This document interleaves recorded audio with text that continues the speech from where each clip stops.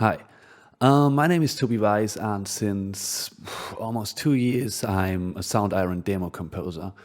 And today we are going to take a look at one of my demos I composed for their awesome plugin UFO 61, which is one of my favorite synthesizers by far. I really use it almost in all of my tracks since, yeah, there are quite a lot of different ways to use it. And let's take a listen to the demo track I composed for that virtual instrument at first now.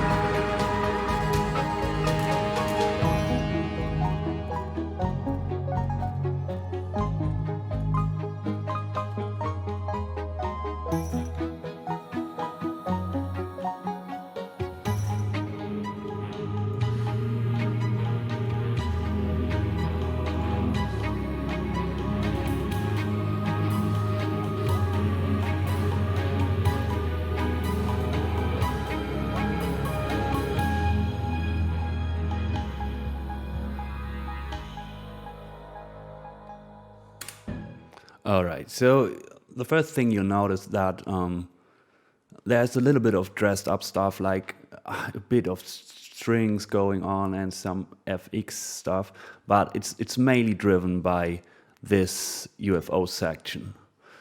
And it has quite a bit of a retro sound, you could say that. And it's still, you don't have to go for the classic retro things, but yeah, let's dive deeper into the different sections. Maybe we go for that part by part, and I solo the only UFO stuff at first now, to give us a chance to listen to the stuff that was created with the plugin we are talking about right now.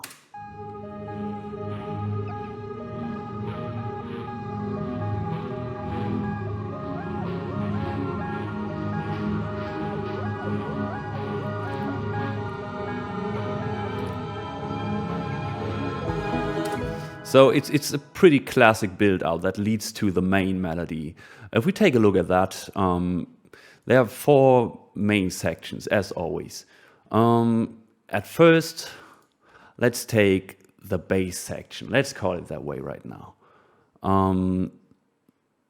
That stuff should actually, yeah, be these things. There's not much happening in the beginning.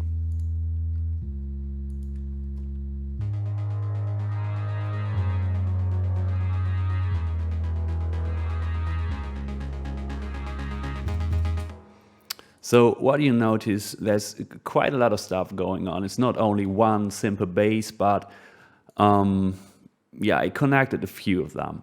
One of the main elements is this rhythm thing going on, besides the kind of mono bass stuff.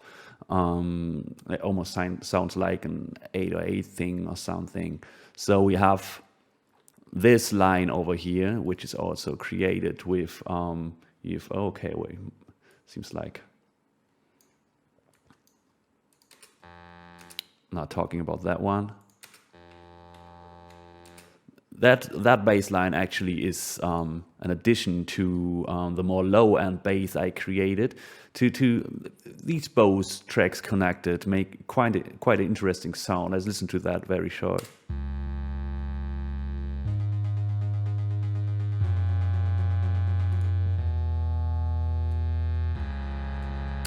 I like that. They don't play the same notes. I made them play the same thing at first, but you see that they share this note, and then they go way off each other and end up in a 3-tone chord, which leads to the main part, which is a classic element if you go for a build-up in a track.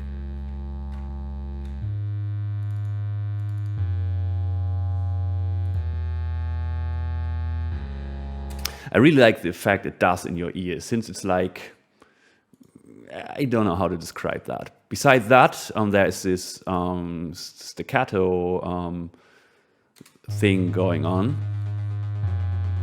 A classic arpeggiator stuff.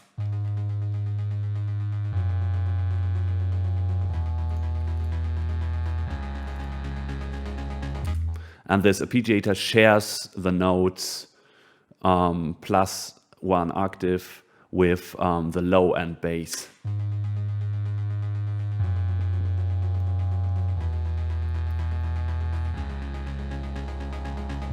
Yeah.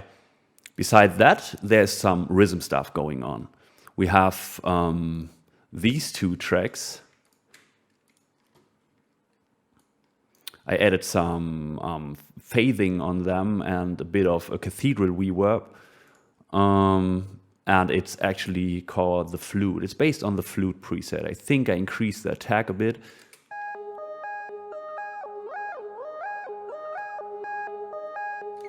And you can see over here that I automated the glide meter to make this sound. It's like,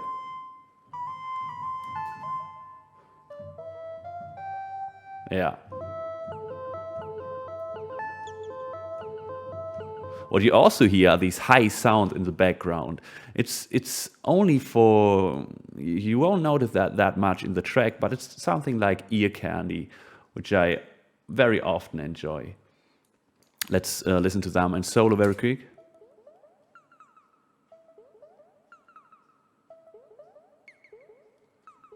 Yeah, and combined, it's that.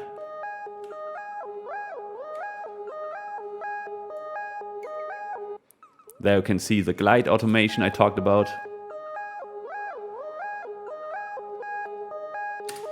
All right, and that leads us to the main part of the track. Let's listen to that again.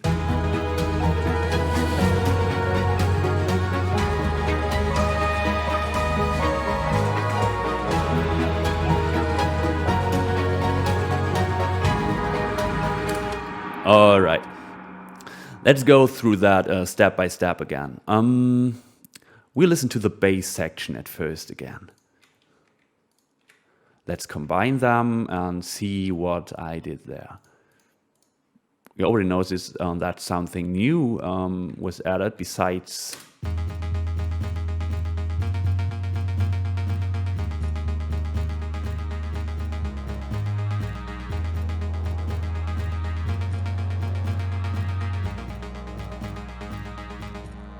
yeah. So there's nothing added besides this, let's call it rhythm section. I always enjoy to create the demos without that much dressing libraries, because if I go, if I think about buying an actual library, I really want to hear what's possible with the library I'm looking at.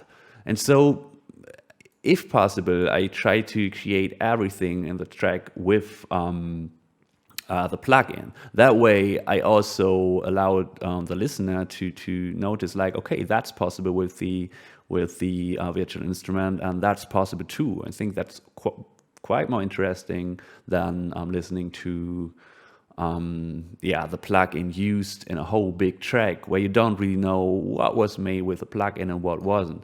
So we again have the 2 main basses. The first one caring about the high frequency stuff, and the second one about the low frequency stuff.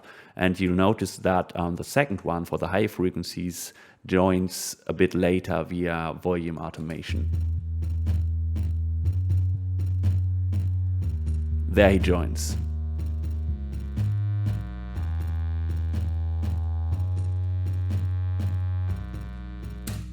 Besides that, something like a source synthesizer joins, also created with UFO, of course, based on the Ambient 3 Quite big release time, and let's check if I added some FX stuff. No, it's pretty much out of the box. So the presets of that virtual instrument are really amazing too.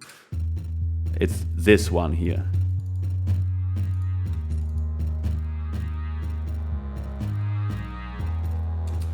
It shares the main notes of the bass, but goes up every then and now to the Giz. And yeah, it also helps the track to evolve, to make it feel like a build-up and this swelly thing. It's pan to the right, and especially you should always care about your stereo field. So what's on the left and on the right, it's pretty obvious.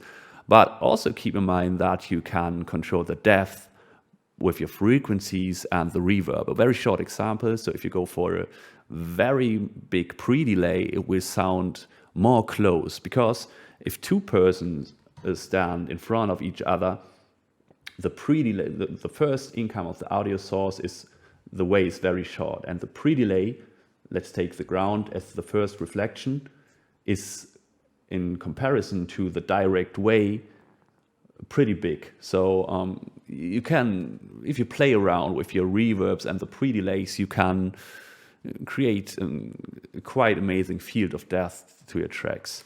But let's get back to the track. Besides that, the main melody of the track joins. It's mainly played by a lovely plugged lead synth I created with UFO, and it sounds like that.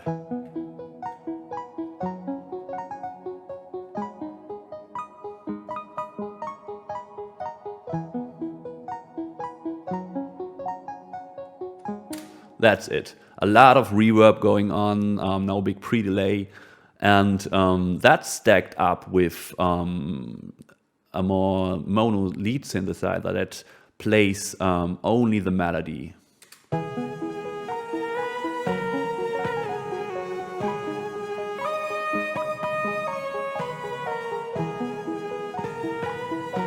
It sounds a bit dominant right now in that solo state, but actually in the whole mix, I think it's a great sound to do that.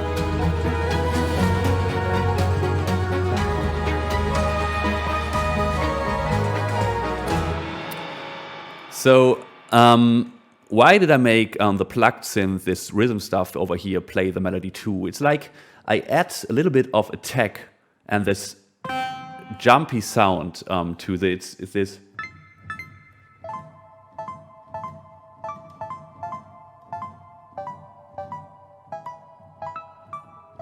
I really love that. It's like it makes me remember old video games, and so I combined both of them. But there's also a backup that plays like a second voice, a second melody that, yeah, like a counterpart to the melody. I almost always make second voices join the main melody by times, so that they open up again after a specific time, so that there's not always two melodies going on, but yeah, let's listen to them together.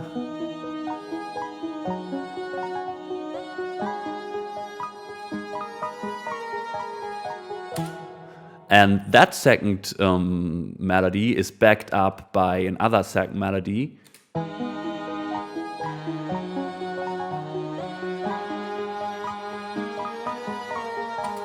Almost the same, but at one point, you'll notice that the one that is one octave higher changes a bit earlier.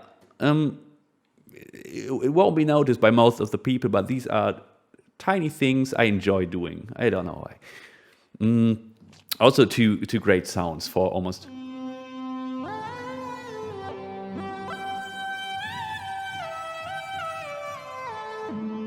I love that. And this more like growly one.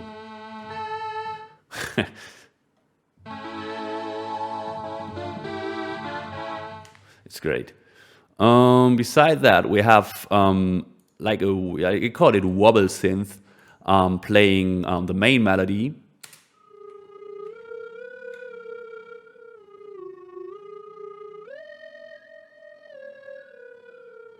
Very simple. He also was acting in the intro, as you can see over here, with a little pitch automation. It goes down and up again.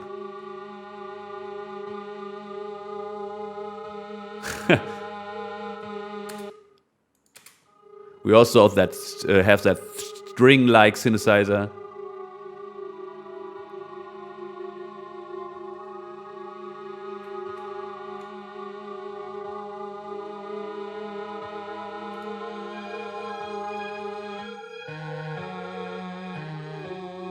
Yeah. And that's something we didn't care about right now because we have some pad stuff going on. This virtual instrument is really great for awesome pads too. My favorite one is probably this organ-like pad I used for backing stuff. It's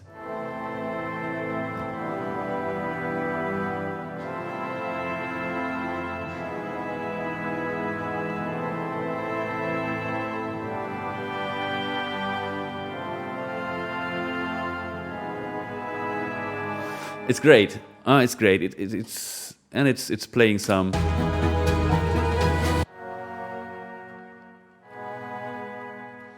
Combined with this pad I created.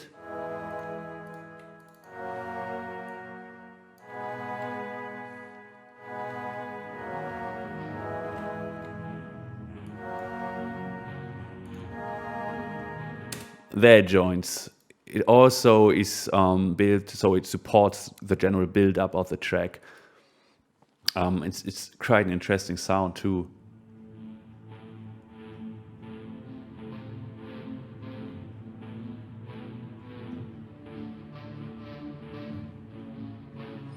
I really like that. I call it awesome pad.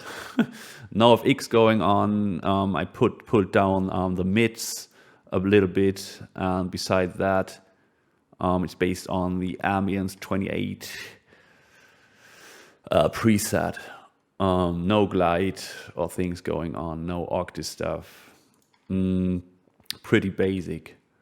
And of course, the last pad-like thing is this single note that does a little tour through the panorama of the track, just to add some space and some spices up a bit. Now it's on the left, and the synthesizer joins.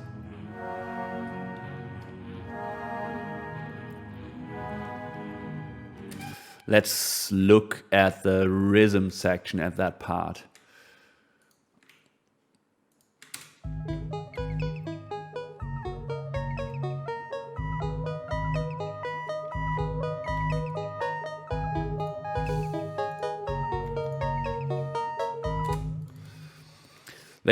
All of them are pretty much playing the same style. This looks very crowded. Now I wanted it to become a bit like stuttering, and so I didn't quantify them that detailed as I would probably do.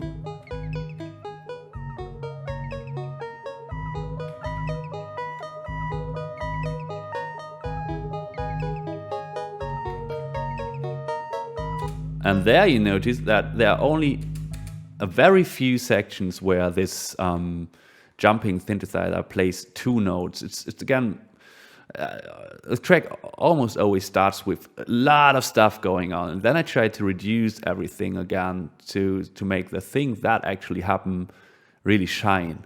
So that's what I did there. Let's listen to that combined with the organ.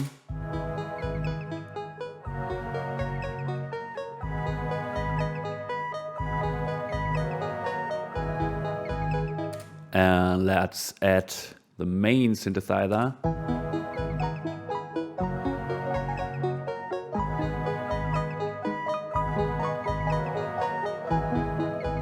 The second voice.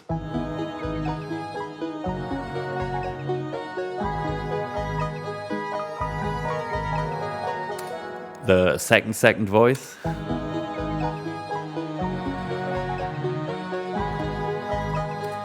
By the way, what I didn't say, of course, these two voices are panned to the left and to the right to make sure they don't mud up, I don't know if that word exists, the middle of the track. After that, let's listen to that without anything soloed again.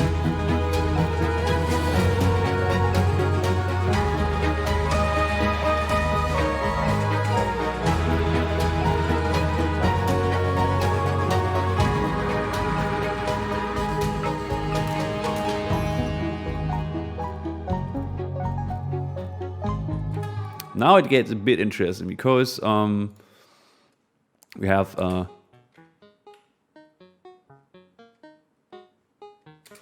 the lead backup joins the main melody that we have over here. The most of the tracks fade out to create some space for this one. This flute-like thing fades out. And that's, if you let the main synth join, it gets reduced to that retro plucked 16-bit-like style.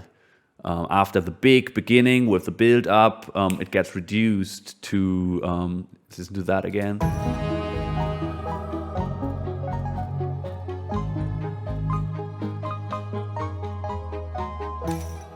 There you go. And in that part 1 chord at that place,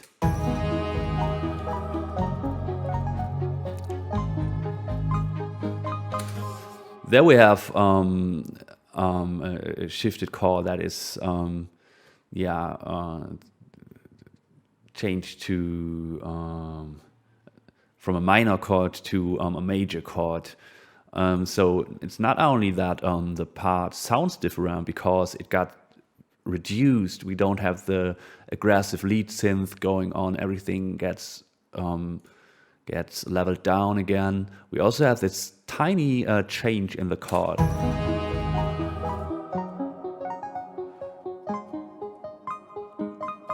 The bass fades out, and we can listen to that again.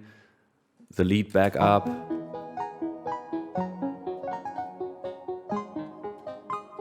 And you notice that one on the left side. It's a bit more. It sounds a bit more retro, even more retro, because it has no reverb stuff going on, and it's a very sharp synthesizer.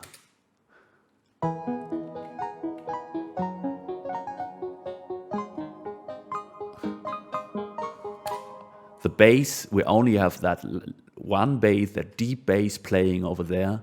The second one that made the high frequency edition is faded out.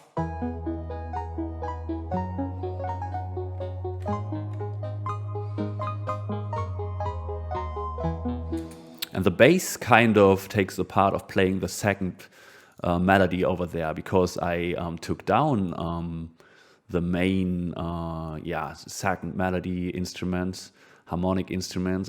He takes that part and joins that little jumpy sound.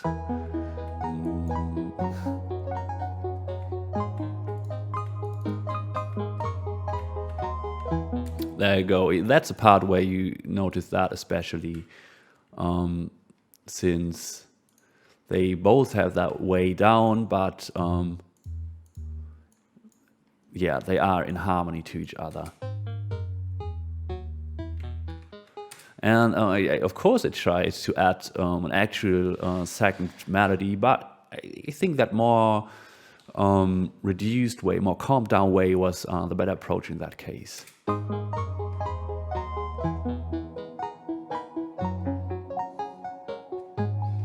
And then the whole track changes.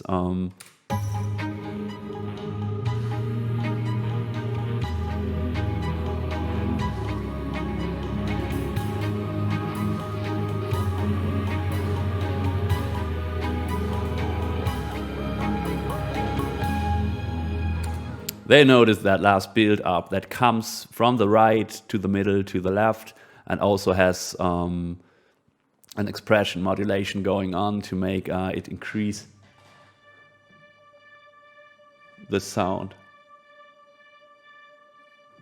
and for some reason that it doesn't work right now, since that was an older Cubase project, and somehow I have some minor troubles with that right now, but that's no problem. We can listen to that in the track.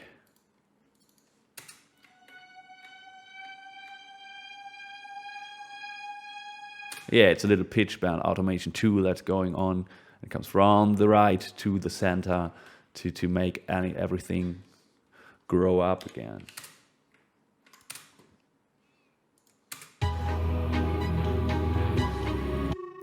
Same here, he also has a pitch automation. And I made this wobble synthesizer begin with the pitch, and the second one just joins a little bit later, but he still does the same pitch curve.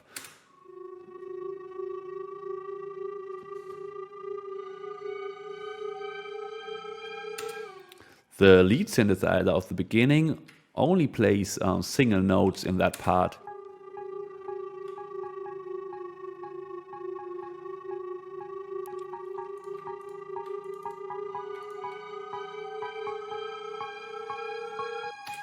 That's nothing special, but we have this awesome pad going on over here, which kind of takes the lead in that part.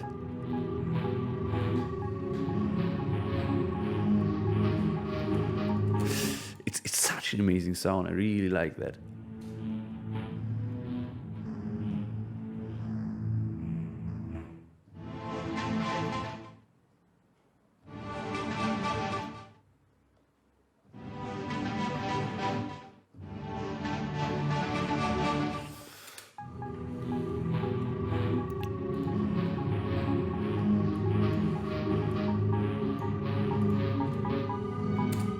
Besides that,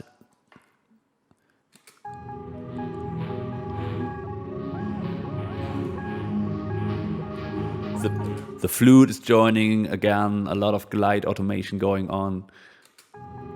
It's like, if you listen to that, I'm gonna present that very shortly, what I mean with that. They notice the difference. You can really take it to the limit.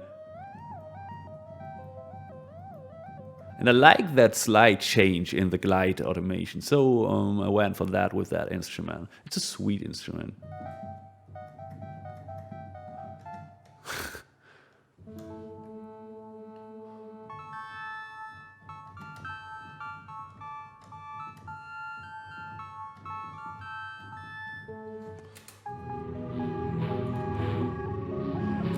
Maybe I could have done the build up here a little bit more intense.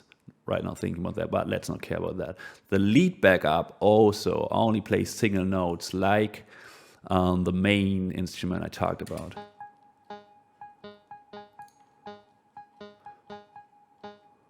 Also, it's panned to the left, and I also made sure that they don't play at the same time. So the lead instrument has one note more than the second one.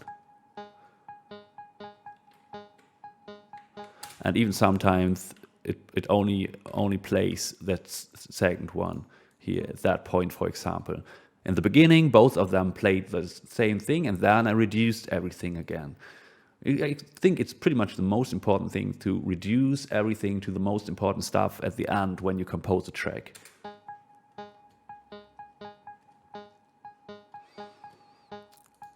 There, the synthesizer joins for a very short time period.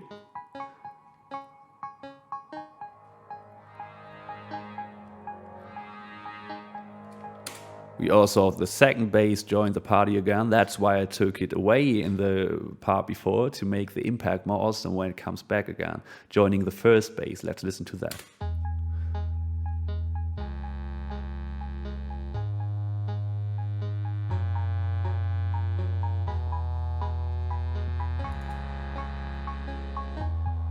And this synthesizer played, when you play two notes, it gets a really aggressive sound. So if you look at that, I only made it play two notes at once, two times in the track.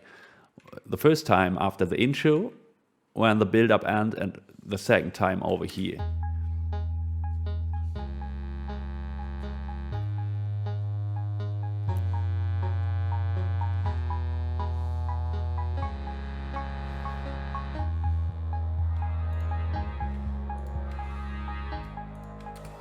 So that's it.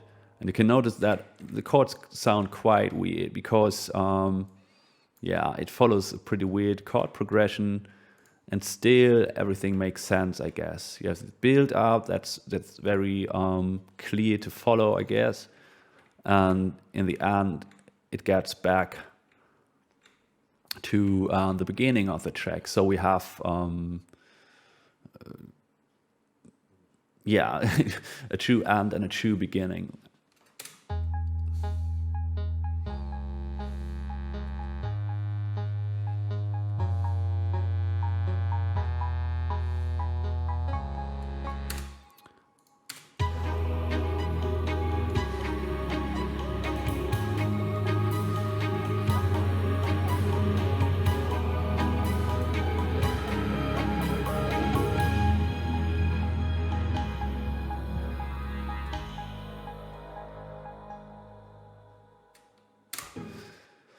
Yeah, so it's pretty much the intro again with a lot of stuff added. For example, the chorus and brass stuff going on. That's of course a little bit dress stuff, but I think it's obvious enough that I didn't create the core with a plugin called UFO 61. So I felt like, yeah, I should add that to show that you can actually use that plugin here in cinematic productions too. That's the general purpose I have when I create demos for Soundiron. I probably wouldn't write a track that sounds like that. It makes no sense. It's too short. But you always have to try to put as much different approaches with the instrument of your choice to the track as possible to allow the potential the audience to understand what's possible with that plugin.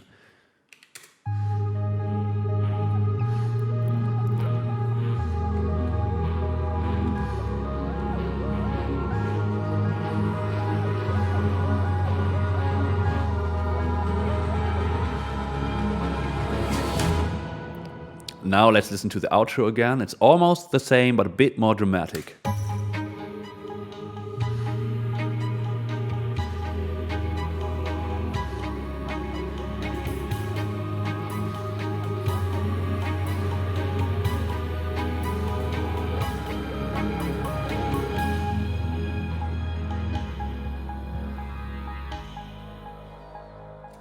And then it fades out again.